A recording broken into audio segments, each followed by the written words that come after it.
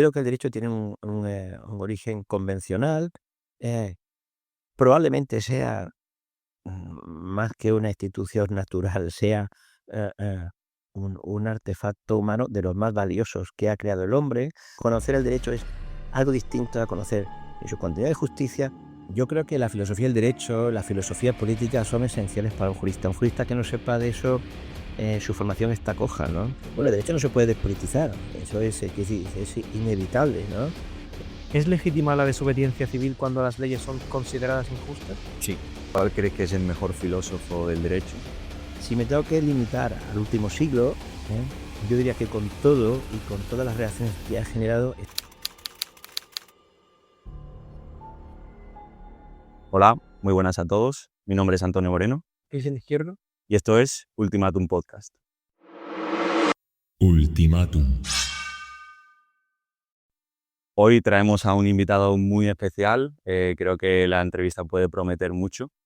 José Manuel, preséntate tú mismo.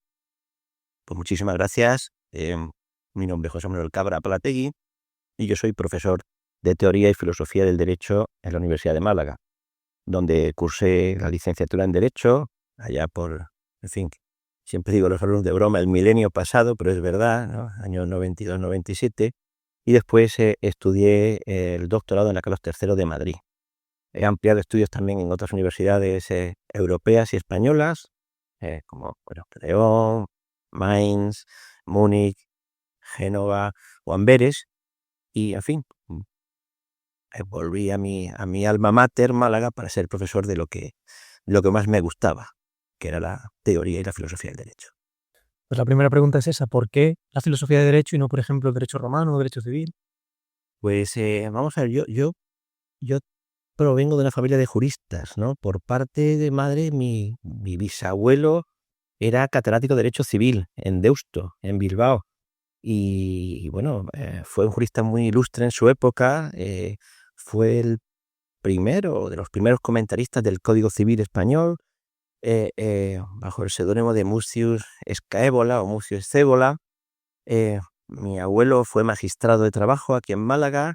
Mi abuelo por parte paterna fue secretario de juzgado, y mi padre y mis tíos y en fin, familiares y amigos han sido abogados ejercientes hasta hace bien poco. Muchos de ellos siguen ejerciendo. Así que cuando yo entré por esas puertas, ¿no? Por las que entráis vosotros también todos los días, pues yo, en fin, aparte de querer echarme novia, que era el primer objetivo, era ser abogado, ¿no? Como mi padre y como mis tíos y demás. Ese era mi objetivo, ¿no? Lo que pasa es que la vida da muchas vueltas y no sabe para dónde ni dónde para de darlas, ¿no? Entonces, cuando empecé a estudiar, me empezó a gustar el tema de la enseñanza. No diría que en primero, no fue una caída del caballo inmediata, ni un deslumbramiento por la filosofía. Estuve tanteando varias posibilidades que tienen que ver con mis inquietudes entonces, ¿no? El derecho civil, quizá por tradición familiar. También coqueteé con otra idea que era una cosa tan peregrina como la tributación de la obra de arte, porque mi padre, bueno, es coleccionista y entonces me gustaba ese mundo. Pero, poco a poco y sin darme yo mucha cuenta, la cosa fue decantándose hacia, vamos a decirlo así, de una forma un poco pomposa, las últimas preguntas, ¿no? Yo recuerdo, de todas maneras, si tuviera que situar un momento en mi vida en que yo tuve una cierta iluminación, fue en una clase de derecho administrativo, curiosamente, que es, si me apuras, lo contrario a la filosofía y a la teoría del derecho.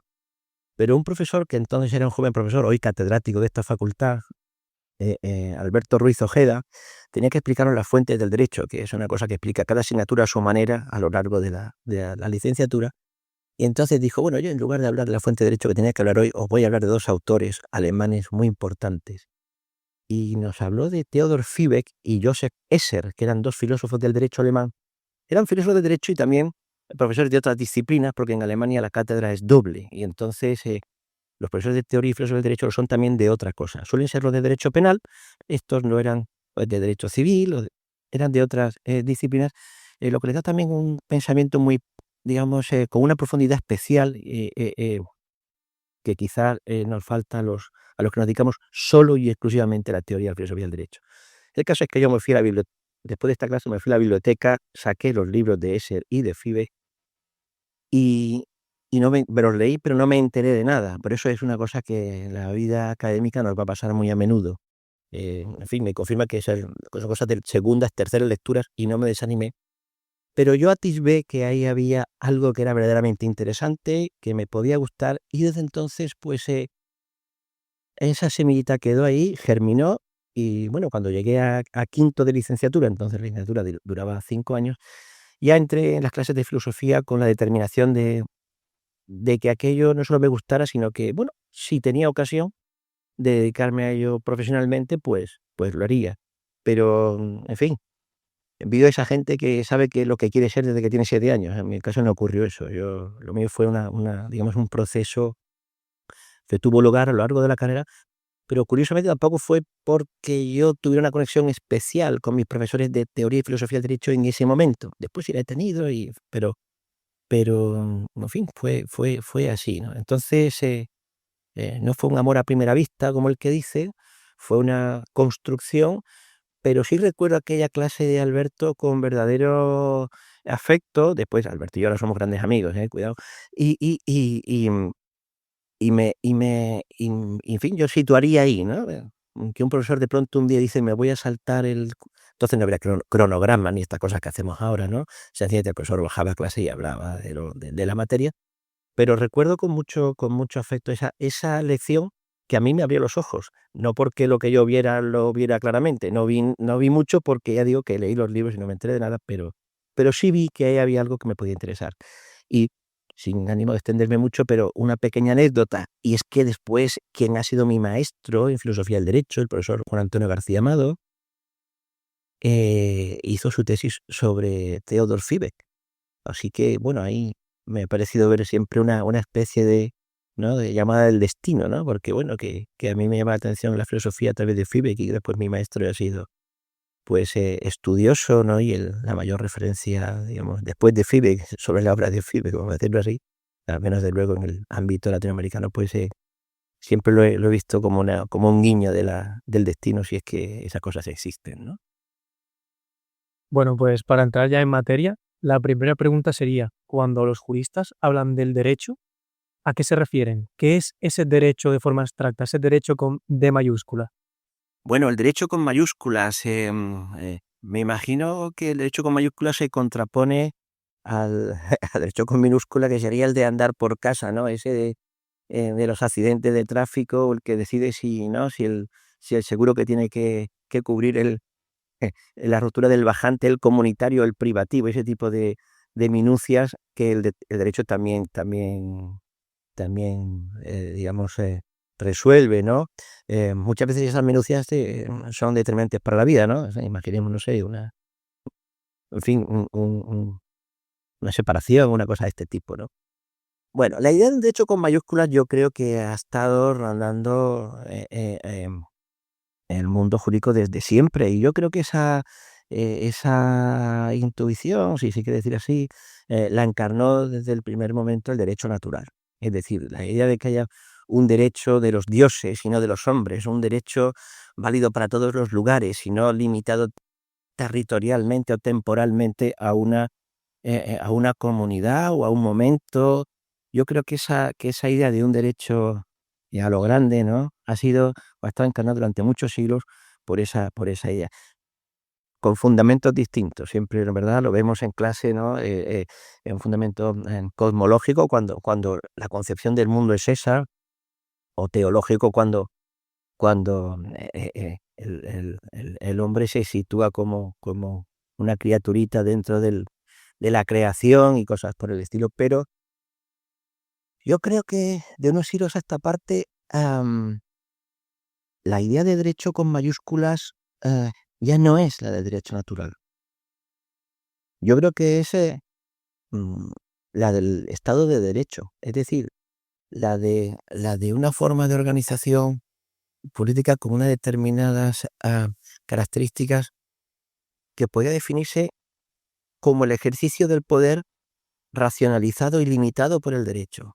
es decir, donde está excluida la arbitrariedad, donde es decir, no apela tanto a determinados contenidos de justicia que pudieran encarnar la idea de un derecho con mayúsculas, o un sistema, digamos, vamos a decir así, no digo petrificado, pero un sistema de principios morales eternos y universales, sino que es más bien, el derecho con mayúsculas yo lo veo hoy más bien como el refinamiento del artefacto derecho creado por los hombres para ordenar nuestra sociedad, ordenarnos en la vida. Y yo creo que eso, el concepto que mejor lo representa sería el Estado de Derecho. Entonces, hoy día, cuando pensamos en derecho con mayúsculas, pensamos en ese orden de normas, pues que tiene esas características que fundamentalmente son lo que llamaba Lon Fuller la moral interna del derecho, es decir, eso que le da valor moral al derecho, que hace del derecho no solamente una técnica de ordenación, sino una técnica de ordenación justa de la sociedad y que tiene que ver con la estabilidad de las normas, o sea, con cuestiones formales más que con cuestiones materiales, al margen de que hay intuiciones básicas que uno piensa que el derecho siempre tiene que mantener, pero creo que es más bien que ese giro, y creo que además se corresponde con el cambio de paradigma, digamos, positivista, al margen de que hoy día las teorías del derecho, después hablaremos sobre ello, es más bien de corte ius moralista, pero creo que el derecho con mayúsculas está, digamos, esa idea está hoy día captada, ¿no? Y construida más sobre las propiedades formales del derecho como forma de organización social que como un sistema de contenidos o de como una ética normativa, digamos, superior y que el derecho positivo debe reflejar. Es más bien las formas que el derecho positivo, o el derecho creado por los hombres, debe adoptar para ser precisamente un derecho con mayúsculas y no un derecho, bueno, que sirva a otros fines, que no sean, vamos a decir así, los nobles fines a que sirve el derecho. El derecho sirve a muchos fines nobles y más innobles. También tenemos ocasión de hablar de ello. Pero a mí me parece que ese derecho con mayúsculas hoy día lo encarna más la noción de Estado de Derecho y el tipo de derecho que se corresponde con esa organización que con el derecho natural entendido como contenidos inmutables y eternos y universales. Sin negar lo otro, por cierto, pero me parece que van por ahí los tiros, ¿no? Pues esa es la idea que yo creo que nos corresponde. Pues vamos a entrar en materia. Entonces, hemos hablado un poco de la teoría de la justicia, ¿no? La teoría del derecho, hemos mencionado un poco el naturalismo, pero sabemos que existen otras, ¿no? Y un moralismo y un positivismo, y que hay un debate entre los juristas de cuál debería predominar. ¿Cuál crees que es la que predomina actualmente y cuál es tu opinión personal? Bueno, fundamentalmente la división, mm, mm, digamos, la tensión entre concepciones del derecho tiene en su eje la idea de justicia. ¿eh? Em, y claro, están quienes sostienen que la justicia es un elemento conceptual del derecho, es decir, forma parte de la definición de derecho y que todo derecho que no sea justo, que no aspire a la justicia, o que no pretenda realizar la justicia en alguna medida, no es derecho. Esa es la tesis clásica del derecho natural, y está en todos, pero vamos, San Agustín, Santo Tomás, todos, ¿no? Que sería el naturalismo de corte ontológico. Tampoco quiero utilizar palabras y demás que, en fin, pero sería la idea del derecho natural, es decir, que el derecho de los hombres, para ser genuino derecho, tiene que reproducir las normas, principios, instituciones que están o que derivan de la naturaleza humana o de un orden natural. ¿eh? Esa sería la primera, de manera que se asocia a la noción de derecho la idea de justicia. Y se le niega la calificación, ¿no? Calificativo de derecho o de jurídico a aquello que no reproduzca esos esquemas. El positivismo, en cambio, lo que sostiene es que el derecho es algo distinto a la moral. Es decir, el positivismo se esfuerza por mostrar que cuando las normas, digamos, que tienen su origen en la reflexión moral, obviamente. Es decir, no hay ninguna norma jurídica que no provenga de una ponderación previa de intereses, de valores o de elementos que hay que proteger, lo que sea, pero que en el momento en que se transforman en normas jurídicas, su naturaleza cambia. No es un continuo. La naturaleza de esa norma, de ese continuo, ha cambiado. Y claro, la definición de derecho, por tanto, es independiente de la justicia o la moral. Es decir, el derecho es vamos a decir, una cosa autónoma, ¿no? Tiene su propia lógica y sus propios criterios.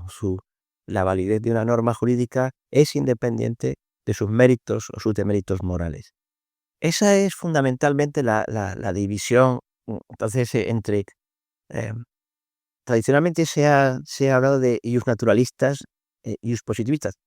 Hombre, siempre ha habido alguien que negara el derecho natural, incluso en la Grecia clásica, evidentemente. Pero yo diría que el positivismo es la concepción mayoritaria, ha sido, no, hoy día no lo es, o lo fue con posterioridad a la codificación. Claro, el fenómeno histórico de la codificación transformó la ciencia jurídica, es decir, el conocimiento que tenemos acerca del derecho y la propia concepción que tenemos acerca de qué es el derecho. Claro, que cuando teníamos ya un código que era la decantación absoluta de la racionalidad jurídica, pues entonces el derecho era aquello.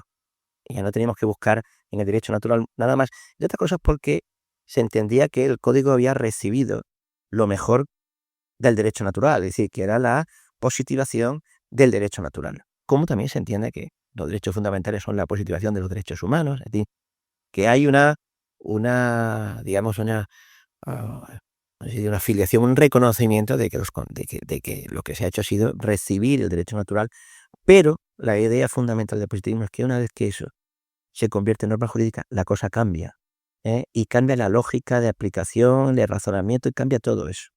Y por tanto el derecho es una cuestión autónoma, y de ahí que Kelsen, digamos, hablar de la pureza de la teoría que estudia el derecho, porque se refiere exactamente a eso. Conocer el derecho es algo distinto a conocer en su contenido de justicia, y la otra gran cuestión que sería la cuestión empírica, es decir, porque había una tercera pata en estas concepciones de derecho que podemos asociar a la corriente positivista, pero en lugar de ser un positivismo, digamos, que está orientado a las normas, que identifica el derecho con las normas, es un positivismo que entronca con la concepción empirista de la ciencia y que ve en el derecho, o que entiende que el derecho son conductas. Entonces, al realismo jurídico, que sería esa tercera pata, lo que le interesa es fundamentalmente qué hacen los jueces, si se amplía un poco el abanico, digamos, a concepciones sociológicas más amplias, qué hacen las sociedades. Pero en realidad lo que interesa es lo que hacen los jueces, porque las reacciones de los jueces son los que van a confirmar si una norma existe o es, digamos, vigente en una sociedad o no. Entonces, por eso es precisamente la figura de los jueces la que ocupa el lugar central en ese estudio empírico del derecho. Claro, los empiristas creen que los positivistas a la Kelsen, tipo Kelsen, son unos idealistas, porque Kelsen afirma la existencia de la norma antes incluso de su aplicación en el mundo. Existe porque sencillamente le atribuimos validez a los criterios de creación de normas, pero no se ha aplicado nunca necesariamente. Entonces, digamos que dentro del positivismo hay una escisión, a decir así, empirista, ¿no? Pero bueno, yo diría que la gran, digamos, la gran dicotomía es la noción o el concepto de derecho está o no está vinculada a la idea de justicia. Lo cual no quiere decir que un positivista no aspire a que el derecho sea justo, simplemente no tendrá ningún problema en llamar derecho al que no lo sea. Es una cuestión que decir, hay una separación conceptual. Y además, y esta sería la segunda tesis fuerte, es que para un positivista solo es derecho aquello que los hombres hayan establecido como tal. Es decir, las fuentes del derecho son siempre fuentes sociales. Incluso la costumbre, que no es un derecho legislado y que es puesto en un día determinado o aprobado en un día determinado, pero es fruto de la interacción de los hombres, es fruto de la actividad humana, aunque no sea producto del diseño humano, como lo es una ley. Una ley se diseña qué objetivo quiero alcanzar. Bien, pero con todo es una práctica social de la que, digamos, extraemos pautas normativas y entonces es derecho positivo en ese sentido. Es hecho no legislado, pero sí puesto por los hombres. En el, digamos, en el otro lado, el ius naturalista, que como hemos comentado más de una vez en clase, yo prefiero denominarlo ius moralismo, siguiendo también una denominación de mi maestro, de García Amado, porque los ius moralistas de hoy no son ius naturalistas clásicos, no son la mayoría de ellos, ¿no? Los hay también, pero no todos. Pero atribuyen cierta preeminencia a la moral, ¿no? Entonces, claro, no cierta, sino absoluta, preeminencia a la moral. Entonces, el papel que ocupaba antes el derecho natural lo ocupa hoy la moral objetiva. Y claro, las normas jurídicas, en última instancia, si contravienen esa moral objetiva, pues serán derrotadas, ¿no? Por principios u otro tipo de entidades normativas que ingresan en el razonamiento jurídico, no por haber sido legisladas por una autoridad, digamos, normadora o normativa, sino por su contenido moral, ¿no? Entonces, claro, están retomando de otra manera, quizá más actual y con otros mimbres, pero la vieja idea de que no hay derecho al margen de la moral o al margen de la justicia. Y ese es el gran debate. Los positivistas, claro, ponen el foco en la dimensión conceptual, de qué estamos hablando cuando hablamos de derecho. Para los naturalistas lo importante es cuáles son, digamos, los efectos prácticos de llamar derecho a una cosa u otra. Para ellos, llamar derecho a una norma injusta o dar cobertura jurídica a decisiones injustas o inicuas o faltas de equidad, pues es un problema, porque el derecho aspira a realizar la justicia. Y un positivista no tiene eso tan... Para un positivista el fin fundamental del derecho sería la paz social, no mucho más, en plan hobbesiano, kelseniano, esa es un poco, ¿no? Entonces, claro, son conciencias del derecho muy distintas porque parten digamos, de presupuestos, ¿no? De postulados distintos. Entonces, José Manuel, bajo tu punto de vista, ¿de dónde crees que surge el derecho? ¿Surge de la razón? ¿Se formula a través de la razón? ¿Es un constructo social? ¿No se nos da por Dios? ¿Qué es lo que opinas? Bueno, francamente es una pregunta muy difícil, ¿no? ¿Cómo puedo responder a eso, no? Yo te puedo decir lo que creo, pero el fundamento es casi una pura intuición, ¿no? Porque, bueno, ya los romanos creían, ¿no? Que allá donde había sociedad había derecho, que decir, que era algo así como una necesidad innata de los hombres, que en cuanto eran más de dos, pues ya surgía el derecho, ¿no? Em, la propia idea de derecho, no el contenido. Que el contenido venga de Dios, venga... Yo creo que hoy día ese tipo de razonamientos o de tesis es difícil de mantener en una sociedad ya secularizada, y digamos, no puede formar parte de los argumentos de la opinión pública o del discurso público. Yo, francamente, si te digo, sí creo que existe algo así, no tengo ni idea, no lo sé. Yo diría que hoy, en fin, para mí el derecho es producto, no digo del consenso, el consenso es más bien acerca de la regla de reconocimiento que diría Hart, ¿no? Acerca de qué consideramos que forma parte de nuestro derecho, ¿no? Sí, yo creo que el derecho tiene un origen convencional, probablemente sea más que una institución natural, sea eh, eh, un artefacto humano de los más valiosos que ha creado el hombre. Pues si fuera natural lo tendría esa misma forma en todas las culturas y no lo tiene. Entonces, eso es digamos, un problema eh, eh, que digo, no se puede explicar. Entonces, que una especie de origen natural del derecho como tal no podría salvar. Yo creo que es una idea, bueno, una institución cultural desarrollada fundamentalmente en Occidente. No todas las culturas tienen las mismas tradiciones jurídicas, las mismas instituciones, ni muchísimo menos. Y por tanto, pues yo diría que es una cuestión, digamos, de convenciones sociales, que cada sociedad tiene la suya. Y con esto no quiero remitir a ningún tipo de metafísica historicista, esto de Zeitgeist, ¿no? O la espíritu de los tiempos, Avigny, cosas de esas. No me refiero a eso, ¿no? Algo mucho menos, más mundano, ¿no? Quiero decir que el único fundamento que le veo es ese, ¿no? Un fundamento social o convencional, si se quiere.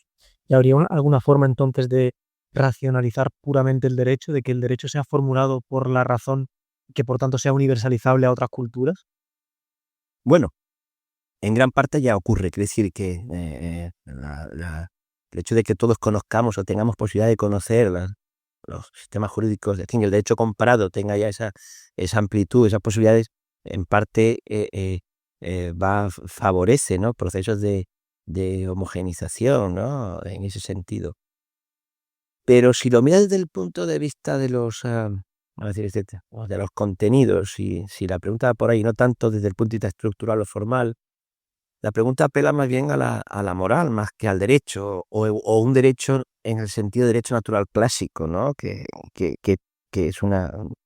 que apelaba también a contenidos morales.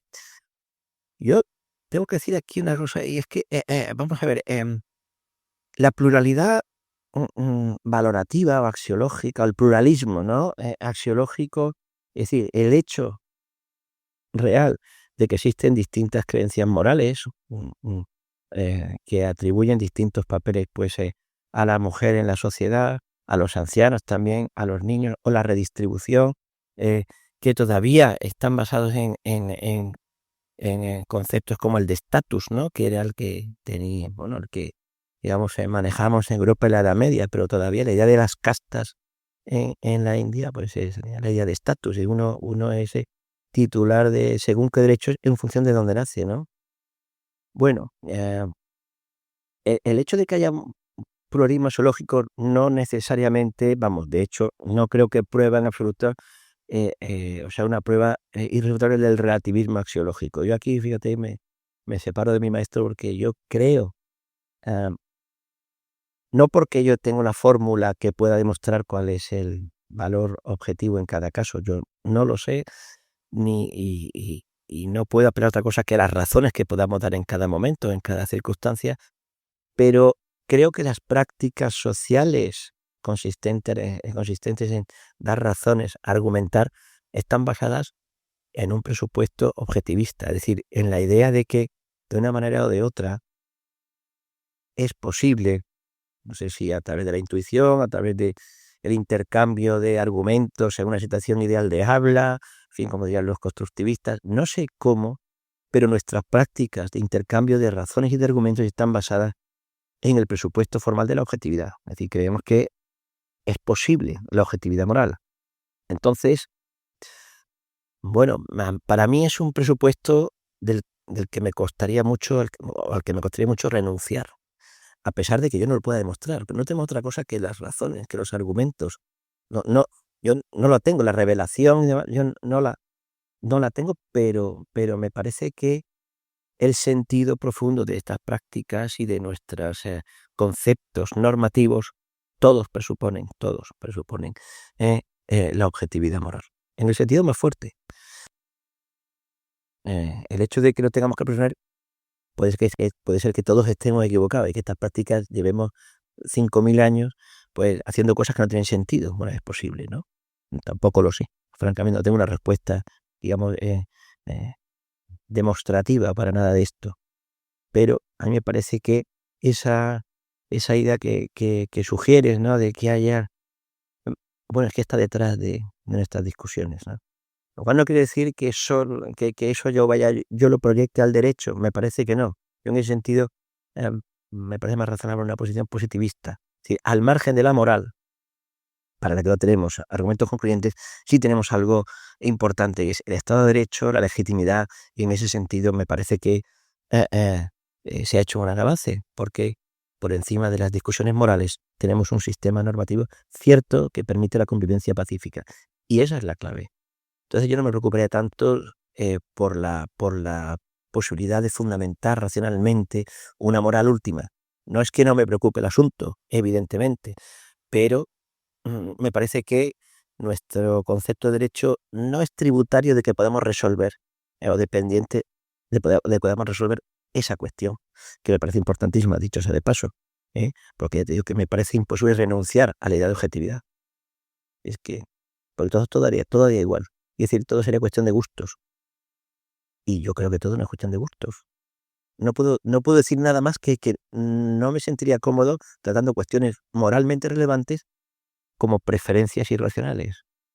Creo que cuando pensamos sobre ellas lo hacemos con esa pretensión de alcanzar una conclusión racional universalizable, válida para todos, ¿no? Entonces, pero la deslindaría del derecho. Lo que pasa que obviamente pues son cosas que, claro, tienen unas conexiones innegables. Porque derecho y moral se relacionan en intuición. Bueno, vamos a ver, el positivismo sostiene que conceptualmente no es necesario que el derecho se ajuste a la moral, pero esto no quiere decir que, uno, los contenidos de cualquier norma puedan pertenecer a un orden moral, y desde el punto de vista de la supervivencia de los sistemas jurídicos es bastante necesario que el derecho reproduzca, represente o refleje, al menos en parte, la moral positiva de una sociedad. Es francamente difícil la supervivencia de un sistema jurídico que contraviniese, ¿no?, la moral positiva, o sea, las creencias morales del grupo al que va dirigido, salvo que uno sea capaz de desarrollar un sistema policial y de represión extraordinario. Pero ni siquiera las dictaduras más feroces se basan solo en un sistema de represión. Ellos intentan dar el cerebro a la gente, es decir, en Corea del Norte o en Cuba, además, el adoctrinamiento es continuo, ¿no? Pues precisamente por eso, ¿no? Pero lo que sostiene el positivismo es que el concepto de derecho es independiente de que pueda o no pueda reflejar contenidos morales. Y de hecho, muchos positivistas son escépticos morales, pero no necesariamente. Es decir, yo no soy escéptico moral. En el sentido, yo creo que hay, aun con las dificultades para demostrarlo, cuestiones morales, o sea, que son objetivamente incorrectas y otras objetivamente correctas, ¿no? No puedo, es que yo piensas, por poner ejemplos así un poco fáciles, ¿no? De una agresión gratuita a alguien que no te ha hecho nada, ¿no? Porque eres más fuerte y sabes que no te puede responder. Bueno, no entiendo de qué manera podría verse eso bien, quiero decir, ¿no? Entonces, y que dice, bueno, pero eso es tu opinión. Me cuesta pensar que es solo mi opinión, sinceramente. Entonces, bueno, un ejemplo un poco simple, pero bueno, podemos extrapolar a otras cosas más graves. Claro, si te vas acercando a cuestiones más de detalle, más dudosas, entonces ahí donde chapotea perfectamente el escéptico, ¿no? Dice, ¿y cómo sabes tú ahí que? Bueno, no lo sé. Y probablemente no tenga un criterio para dirimir eso, ¿no? Pero renunciar a la idea de objetividad moral a mí me parece difícil, francamente. Entonces, ¿no crees que, por ejemplo, las ideologías responden al derecho? Me refiero porque el Estado de Derecho, por ejemplo, eso proviene de la ideología liberal. Por supuesto, claro, por supuestísimo, ¿no? Quiere decir que el derecho, como te he dicho antes, es un reflejo de una moral social, pero también puede ser un instrumento para una ingeniería social, para configurar la sociedad conforme a una ideología, ¿no? En el sentido a todo el término, ¿no? Entonces, claro, todo derecho, todo sistema jurídico reproduce una concepción de la justicia, ¿no? Mm, la socialdemocracia sueca y el derecho nazi o eh, no sé, la España franquista, el derecho era el reflejo de algunas normas, no todas. Es decir, el Código Civil era el mismo, más o menos, con las modificaciones pertinentes de 1889 y hasta hoy, ¿no? Pero en fin, claro, hay pero eso no le quita ni le pone que sea derecho, que es lo que diría el positivismo, ¿no? El derecho nazi era derecho, ¿no? Sin embargo, para el moralismo, el derecho nazi, pues tendría una serie de problemas, ¿no?, para ser reconocido como tal. Entonces, para un ius positivista sería legítimo desobedecer una norma porque no la considere justa. Por supuesto que sí. ¿Por qué? Porque al tiempo que no hace depender la juridicidad de la norma de que ésta sea justa o injusta, deja la cuestión de su obediencia a la persona. Es decir, el positivista dirá, eso es una cuestión de moral personal y yo no la puedo responder. La pregunta que le respondo es, identifico qué es el derecho, pero no identifico la obligación de obedecerlo. No hay una obligación moral de obedecerlo necesariamente. Sin embargo, un moralista, y en el momento en que para identificar el derecho también formula juicios morales o lo pasa primero el filtro de la moralidad, dice, bueno, una vez que identifiquemos el derecho, usted tiene ya una obligación moral de obediencia también. Y claro, responde esas dos preguntas a la vez, o las une, ¿eh? Y además le reprocha al positivista, claro, tú le dejas el problema a la gente, ¿no? Y dice el positivista, bueno, yo es que solamente me pregunto qué es el derecho. Es una pregunta, vamos a decir así, científica, conceptual, no una pregunta práctica o moral que, digamos que tendría que ver con esa segunda cuestión que planteabas de si lo tengo que obedecer o no. Por razones morales, dicho sea de paso, ¿verdad? No por... O sea que no habría problema en eso, ¿no? Ujú. Y entonces, si coincidimos en que todas las teorías de la justicia todas las teorías del derecho buscan la justicia en común, ¿cómo casaría eso con que existan normas injustas? Bueno, yo te diría, no todas las teorías de derecho están asociadas a la teoría de la justicia, ¿no? El positivismo no necesariamente van. De hecho, para el positivista es una relación contingente. La norma sea justa o no, es contingente. El resto sí. Pero, ¿cómo existen normas injustas? Bueno, eso no hay... Bueno, primero, para un ius moralista eso conceptualmente es muy difícil de asumir. Es decir, si la norma es injusta no es norma jurídica. Le negaría esa condición. Sería otra cosa. Sería opresión, dictadura, tiranía, lo que sea. Para un positivista no habría ningún problema conceptual en asumir que hay normas que son injustas. Yo te diría que, de todas maneras, la influencia que puede tener defender una teoría del derecho u otra, la influencia que eso puede tener en que existan o no existan normas injustas es mínima, porque eso depende de la maldad del legislador. Quiere decir que hay normas injustas, hay normas interesadas, hay normas que se hacen por interés del que gobierna. Vamos, en España en los últimos 2 años, no te voy a decir la gran mayoría porque hay otras muchas normas, pero se han hecho muchas normas solo y exclusivamente por intereses, al menos aparentemente por intereses políticos. Pues se reforma el Código Penal tal delito que es precisamente el que han cometido los golpistas catalanes. La amnistía, se reforma la legislación para dar cabida a una figura que constitucionalmente es dudosa. No voy a decir que sea inconstitucional de raíz. Yo creo que sí, pero es dudosa, porque una amnistía parte de reconocer que el sistema constitucional entonces es injusto, ¿no? Eh, eh, Ahora se quiere cambiar la forma de acceso a la carrera judicial, la forma de instruir los casos, y tiene uno la sensación de que todas esas reformas legislativas están hechas para proteger al poder. Bueno, yo no sé si son normas justas o injustas, habría que discutirlo en otro término. Pero decir que hay normas que se hacen por mera oportunidad política y que no redundan en el bien ni que ni atienden a una demanda social, ni son la representación de la voluntad general, ni nada por el estilo, eso lo tenemos a la orden del día. Quiero decir que la legislación injusta, pues es que no depende tanto de los teóricos o filósofos del derecho, depende de la bondad o de la perversión del legislador en ese caso, ¿no? En el caso, digamos, el legislador en connivencia con el ejecutivo, en el caso español, ¿no? Porque esto no se le ocurre al Parlamento solo, esto, ¿verdad? La iniciativa legislativa parte de otro sitio, pero bueno, esto es materia de otras disciplinas, pero bueno, que entonces, leyes injustas, hombre, las leyes nazis, como siempre se pone de ejemplo, o las leyes españolas en tiempo del franquismo, ¿no?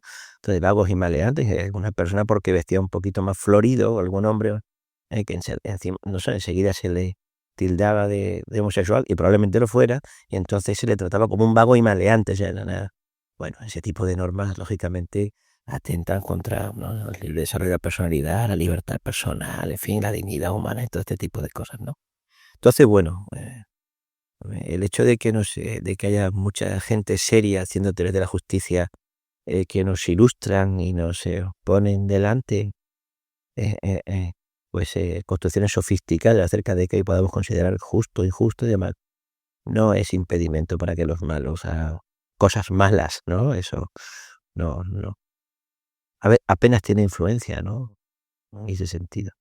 Hay una irrelevancia, digamos, de la teoría sobre la práctica, ¿no?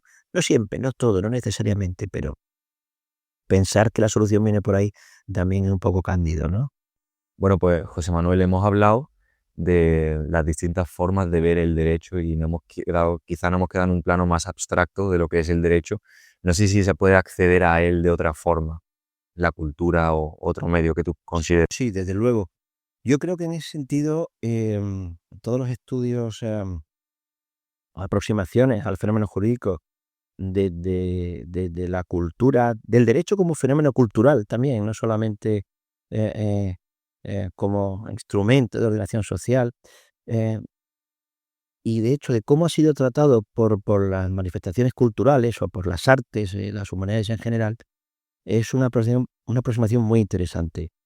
Eh, en esta facultad, pues tenemos uno de los grupos más destacados a nivel nacional, digamos que ha explorado esa línea, ¿no?, de la mano del ya fallecido catedrático José Calvo González y sus discípulos. Su escuela ha continuado esa senda, quizá ampliándola a otros ámbitos, porque, bueno, Pepe Calvo, como le llamamos todos cariñosamente, pues fue pionero de los estudios de Derecho y Literatura, ¿no?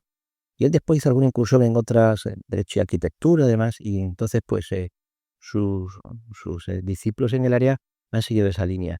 Y aquí se han hecho estudios de Derecho y Cine, de Derecho y Literatura fundamentalmente, eh, y bueno, son aproximaciones al derecho que, digamos, em, no están en ese plano conceptual que hemos tratado antes, y que sirven para captar otras cosas, ¿no?, que también forman parte del fenómeno jurídico. Yo, por mi parte, que no soy un gran cinéfilo, aunque sí soy un buen lector, me considero, pero no me he dedicado a esos temas, porque a mí lo que más me gusta de todo esto era la música, y entonces quise darle un enfoque que era bastante novedoso en ese sentido, porque somos muchos menos los que nos dedicamos a trabajar el derecho desde la música o desde los parámetros de la música. Y además lo he hecho siempre sin intentar centrarme en el contenido de la música, es decir, cantada, ¿no? Es decir, no la música como texto, sino la música precisamente como discurso musical, si se puede hablar así. Obviamente, la primera dificultad salta a la vista, y es que no hay un contenido semántico en la música clásica, ¿no? A diferencia de lo que ocurre en la literatura, que te cuentan una historia o narran eh, eh, un relato donde hay elementos, pues, de relaciones humanas, puede haber relaciones jurídicas. De hecho, es raro la obra donde no hay nada que tenga que ver con el derecho, ¿no?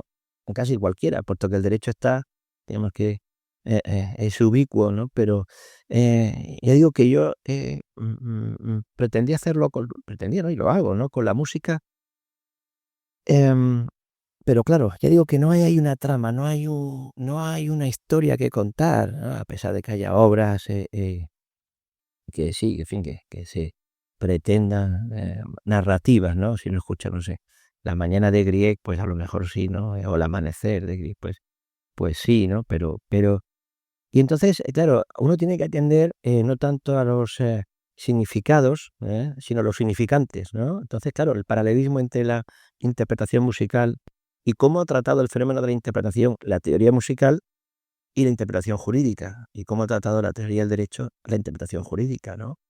eh, la relación triádica que se da entre el compositor, el intérprete y la audiencia. Bueno, pues reproduce bastante fidedignamente la relación que se da entre el legislador, el juez y el destinatario de la sentencia. Es decir, el público, digamos, quien recibe la sentencia, que no solamente el condenado o el absuelto, sino también la sociedad en su conjunto. Bueno, ese tipo de relaciones no tienen que ver con el contenido de las obras musicales, sino con la música como estructura o como fenómeno. Me llama la atención bueno, uno encuentra paralelismos sorprendentes. Claro, en el fondo porque derecho y música, ambos, también la literatura, evidentemente, pues son parte importante de cualquier sociedad sofisticada o medianamente desarrollada, es decir, y van de la mano, ¿no? Es realmente sorprendente las concomitancias que uno encuentra entre ambos mundos. Entonces, bueno, es un mundo que cada X tiempo, pues exploro, vuelvo a él, pero que no forma parte, lógicamente, de mi producción central, ¿no? Entonces, bueno, es una otra forma, ¿no?, de aproximarse de reflexionar sobre el derecho, ¿no? Eh, y que me parece muy, digamos, muy gratificante para quien la practica, digamos, y creo que puede ser muy interesante para los alumnos o para cualquier persona que se quiera acercar al derecho, digo, como fenómeno cultural y no tanto como una cuestión filosófica y demás. Lo cual no quiere decir que las aproximaciones, digamos, al derecho desde las humanidades no sean filosóficamente profundas. Lo son absolutamente. Pero bueno, quiere decir que tienen otros estímulos, ¿no? Y también muchas veces son capaces de ver otras cosas que no es capaz de mostrar una teoría analítica del derecho, por ejemplo, ¿no? En ese sentido me parece una cosa muy, muy válida. Bueno, para ir ya terminando, José Manuel, ¿por qué el estudio de la filosofía del derecho es importante para los juristas de hoy en día? Bueno, yo creo que la filosofía del derecho, la filosofía política son esenciales para un jurista. Un jurista que no sepa de eso, su formación está coja, ¿no? Porque un jurista se puede convertir en un mero aplicador de la norma, en fin, un jurista loco si no tiene otras nociones, ¿no? Hemos hablado antes del Estado de Derecho. Pues, por ejemplo, uno tiene que saber exactamente cuáles son los elementos que definen ese concepto o esa forma de relación entre el poder y el derecho, y de manera que uno pueda no solamente apreciar la importancia que tiene el derecho como vertebrador de las libertades, de las garantías procesales de los derechos de las personas, sobre todo de los más vulnerables y más débiles, porque el que tiene dinero para defenderse se va a defender en cualquier circunstancia, pero, vamos a decir así, el tieso no. Ese necesita de que el derecho funcione bien para poder estar protegido. Y claro, eso, pues, una formación filosófica, pues, lógicamente, redunda una formación mucho más sólida. Por ejemplo, ¿no?, ya digo, retomando el tema de Estado de Derecho, cuando alguien dice que va a gobernar al margen del Parlamento, como ha dicho nuestro presidente, hombre, si uno, digamos, está familiarizado mínimamente con el principio de separación de poderes, de contrapesos, de controles mutuos entre los poderes, ve claramente que el Ejecutivo no puede pretender eso, porque además su legitimidad proviene del Legislativo, que de aquí no votamos al presidente, votamos a los diputados que eligen al presidente. Es decir, esto es un tema que también entona con el constitucional, evidentemente, pero creo que una formación crítica requiere este tipo de cosas, ¿no? O por ejemplo, ¿no?, las leyes recientes, ¿no?, o sea, la del solo sí es sí. Bueno, ahí hay cuestiones, no son filosóficas exactamente, pero sí que requieren una perspectiva más amplia, ¿no? Aparte de la cuestión técnica de cómo se contabilizan las penas, que es una cuestión técnico-jurídica, es decir, que cuando uno crea una nueva ley que va a modificar algún artículo del Código Penal, ese artículo va a ingresar en un código sistemáticamente organizado, de manera que las penas se van a medir como son, y entonces ocurre lo que ocurre, ¿eh? O por ejemplo, ¿no?, la cuestión del consentimiento. Bueno, eso es ignorar, cómo se desenvuelve la práctica social de, no sé, de la conquista, la coquetería o la seducción, ¿no? Sí es sí. Bueno, es que mire usted, las cosas normalmente no se hacen así, no queda constancia de ese tipo de cosas. Es un tipo de, digamos, de legislador que en el fondo yo creo que incurre en lo que se llamó en el siglo XIX decretinismo, ¿no? Que era creer que uno podía regular la realidad por decreto y la realidad se iba a acomodar. Es verdad que, hombre, las leyes tienen un sentido instrumental, pero también la realidad impone vamos a decir así, ¿no? Sus puntos, ¿no? O nuestras prácticas, nuestras formas de hacer las cosas, ¿no? Es verdad que una ley puede cambiarlas. Hemos dejado de fumar en los restaurantes y en los bares y eso además está muy bien. Pero bueno, hay cosas que, en fin, espero que no vayamos ahora por ahí para buscar pareja con un formulario, ¿no? En fin, una cosa un poco grotesca. Entonces, si también partimos del hecho de que la realidad impone determinadas cosas, por ejemplo, desde un punto de vista jurídico, ¿cómo se podría justificar la ley trans?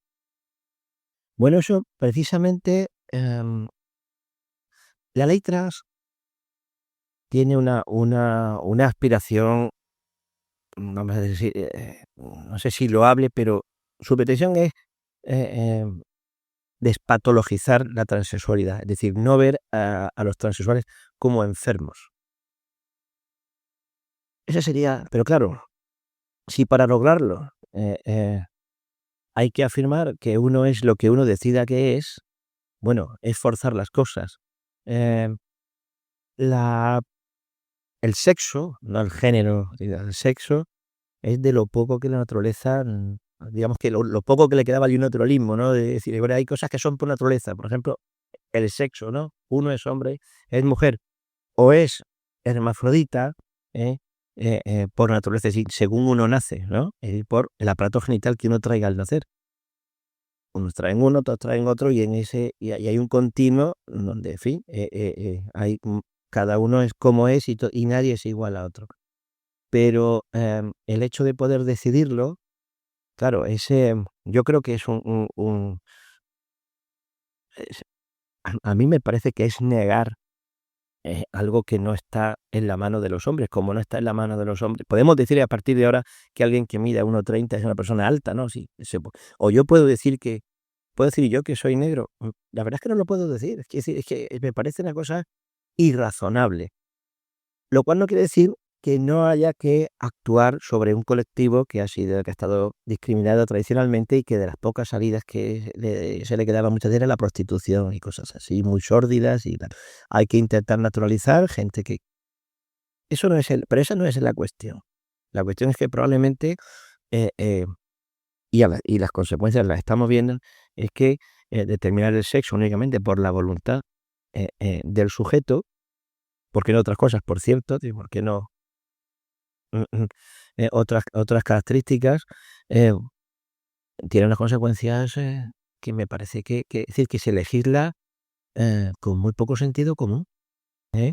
Sí, a lo mejor habría que estudiar otras maneras de despatologizar, de no hacer pasar a estas personas por un proceso donde se les atienda como enfermos o como personas, digamos, es decir, anormales o en algún sentido, lo que sea.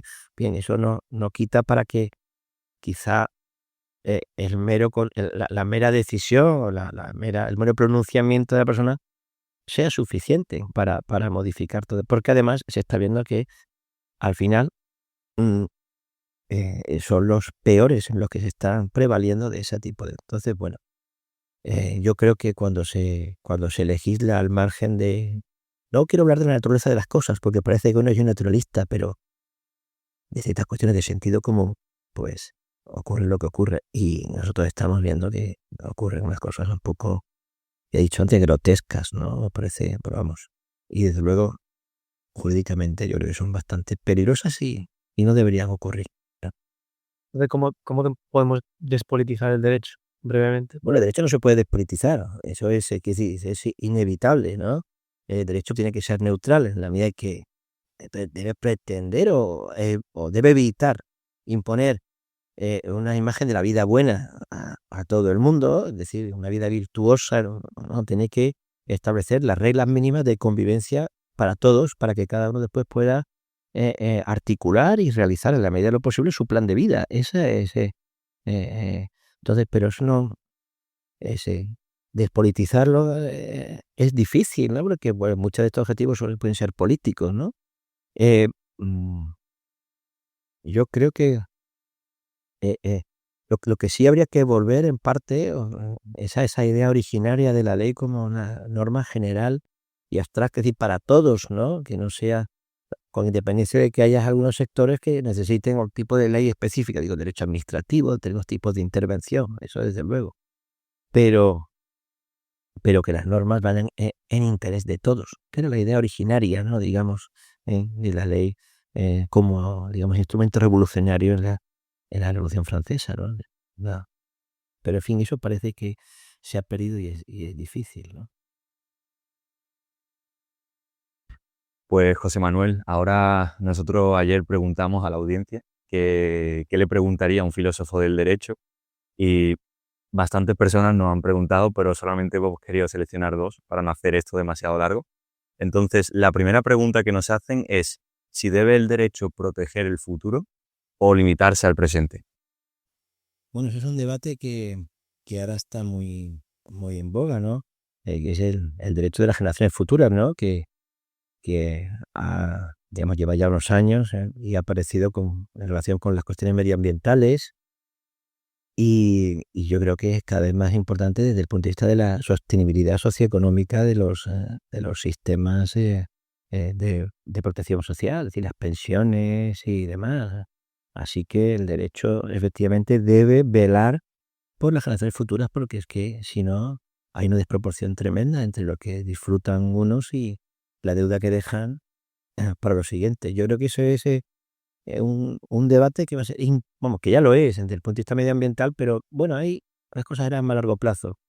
Lo que comento sobre el Estado social es inminente, porque hay una desproporción tremenda entre las pensiones y los sueldos, ¿no? Entonces eso, guste o no a los pensionistas, va a haber que echar una mirada, y eso es parte de una protección, una mirada hacia el futuro, ¿no? Otras muchas cosas, ¿eh? Cuando protegemos el patrimonio también es para que nuestros hijos vean cómo era el Coliseo romano, etcétera, etcétera. Todo esto también, pero que creo que va a haber cuestiones urgentes en esa línea, desde luego. Ya las hay. Y la segunda pregunta es que ¿cuál crees que es el mejor filósofo del derecho? En tu opinión, entendemos que no es fácil, pero Hablar de un mejor y peor, digamos, quizá no sea digamos, el parámetro, a lo mejor decir el más importante. Bueno, el más importante pues Aristóteles, ¿no? O Santo Tomás. Es difícil, algo así, porque ha habido muchos y muy importantes a lo largo de la historia.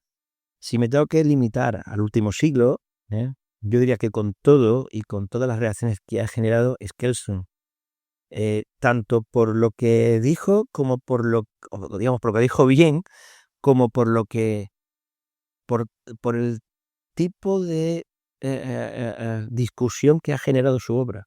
Tiene una obra no es tan importante porque haya captado todo, como, en fin, y haya, digamos, clausurado cualquier tipo de debate como el tipo de debate que genera. Otros dirían que en el ámbito anglosajón, es que desde luego, dirían que hard or working, sin ninguna duda. Pero yo creo que ahí estaría, ¿no? Para mí, la figura que yo más admiro es la de Kelsen. Además, Kelsen es mucho más que la teoría pura del derecho. Cualquiera que lea los estudios de antropología de Kelsen queda fascinado. Era un hombre de una inteligencia y una sagacidad extraordinarias, ¿no? Me parece que con la vida tan difícil que llevó, huyendo continuamente, no huyendo, pero cambiándose de sitio y demás, ¿no? Mudándose y todo esto, pues me parece una figura clave, ¿no? Entonces, yo diría que Kelsen, pero no de la historia. De la historia seguramente que sea Aristóteles, ¿no? Pero tampoco me parece, no puedo decir algo así. Entonces, si me circunscribo a de nuestra época, ¿no? Genial. Y ahora, José Manuel, vamos a hacerte preguntas de sí o no.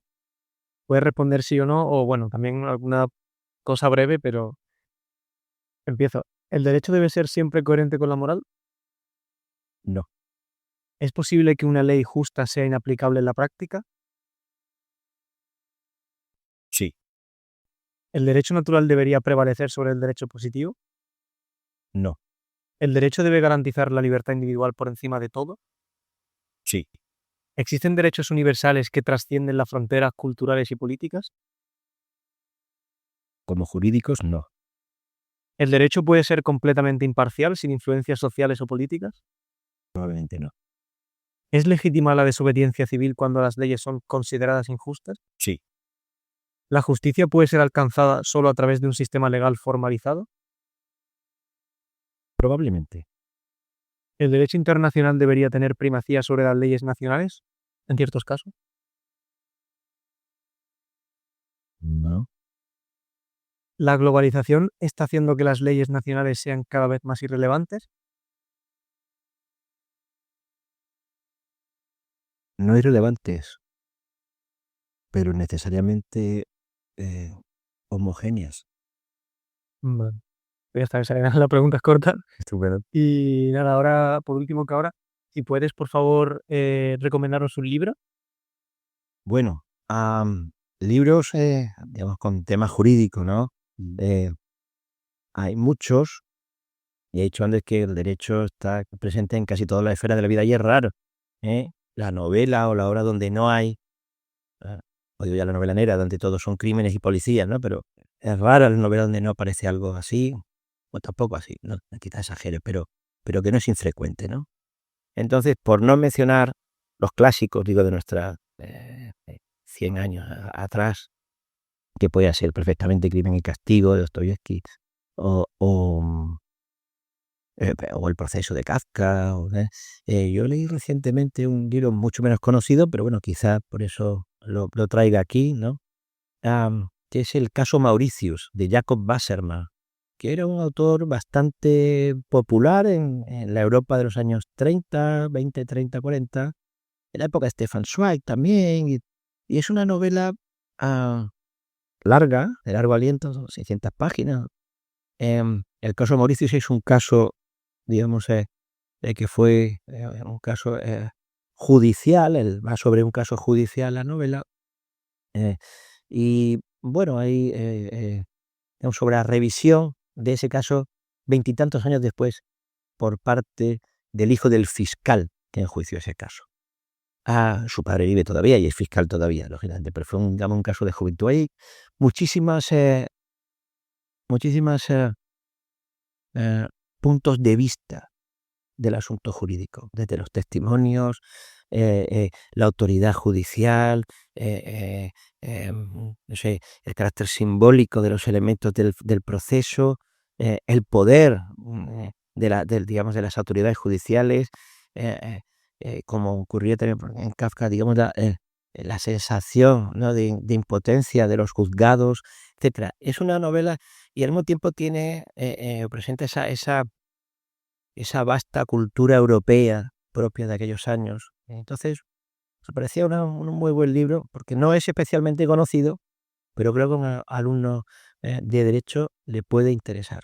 Aparte de la historia, todo el contexto. Es maravilloso. A mí me encantó, desde luego. Muy bien. Estupendo. Pues nada, si quieres decir algo para concluir. Bueno, muchísimas gracias a vosotros por esta iniciativa, y que espero que haya estado a la altura de las expectativas. Muchísimas gracias y en fin, hasta la próxima. Muchas gracias. Muchas gracias.